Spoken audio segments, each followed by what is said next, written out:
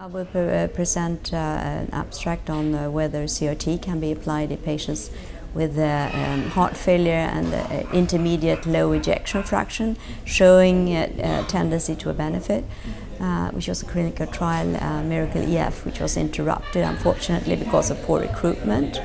And I will be also debating whether it's the ECG or the echo that should decide if somebody should have a CRT. Oh, the ECG, of course. Well, that was the inclusion criteria in all of the studies except for one or two, and it's been the robust one. It's been the one that's been clearly related to a benefit. So, and this is good news because very many people can interpret and measure a QRS duration, whereas not so many people can accurately judge whether there is a mechanical desynchrony on the echocardiogram.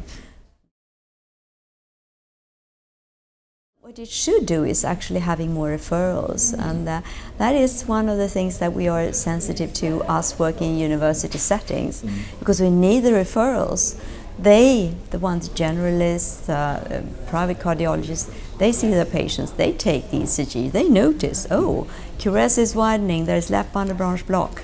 They should refer patients for CRT, and actually they don't. I mean, they do to some extent, but there's a huge under-therapy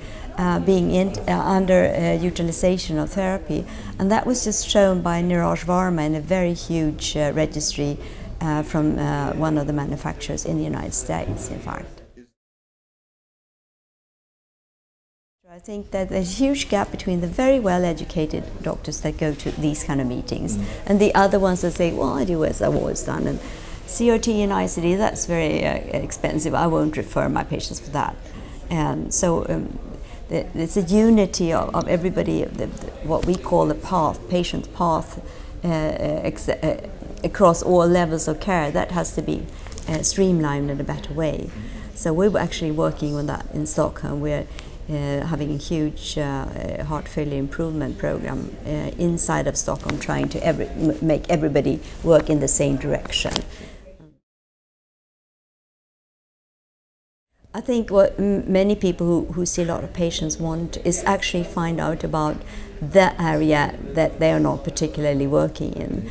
As for example, I would go to myocardial infarction hotline to see what's new there, or something on prevention of hypertension, because actually you need to know all these things.